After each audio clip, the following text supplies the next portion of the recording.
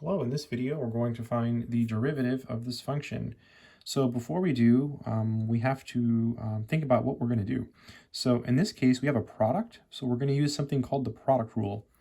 We have 2x times the square root function. So the product rule says if you have f times g and you take the derivative, think of f as your first function and g as your second function. So it's the derivative of the first times the second plus the first times the derivative of the second.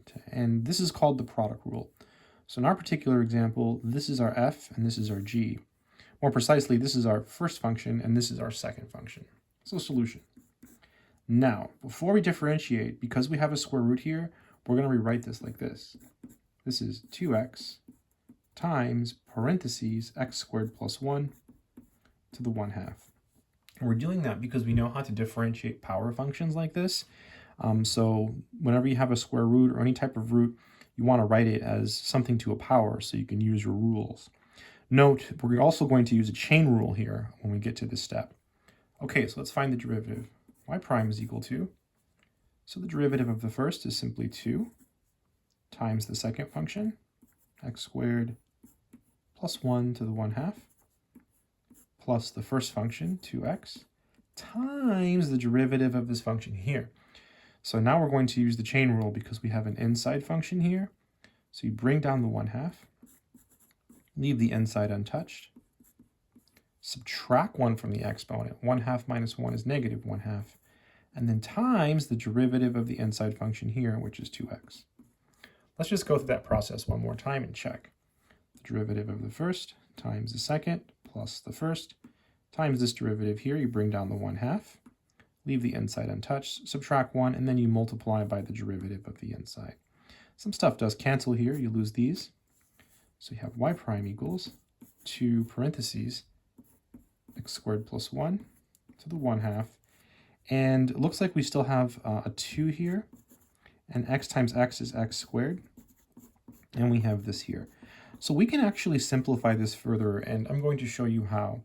So just to motivate the next step, if you had something like, let's say x to the 4th minus x squared equals 0, and you wanted to solve this, you would factor out an x squared, and you would get something like this. And think about that. Between the numbers 4 and 2, which one is smaller? 2. So you factor out the one that has the smaller exponent. So the same thing is going to happen here. We're going to basically factor out the one that has the smaller exponent. So in this particular case, we're going to factor out the 2, and we're going to factor out this. So this is parentheses x squared plus 1 to the negative 1/2. Okay, so now let's figure out what goes here. What do we multiply by this in order to get this?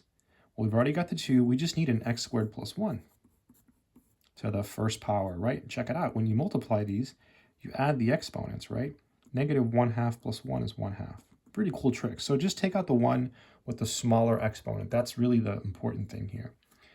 For this piece here, we've already taken this out. We're just left with an x squared.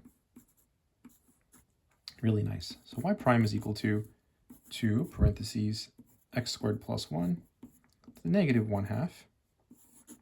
This doesn't matter, it's to the first power, so you can just add these. So you get 2x squared plus 1. We can bring this downstairs and make it a root again. So we have y prime equals 2 parentheses 2x squared plus 1 over, bring it down and turn it into a root. And we have this here, which is really nice. And that would be the simplified form of this derivative. So really nice problem because it illustrates a very important technique.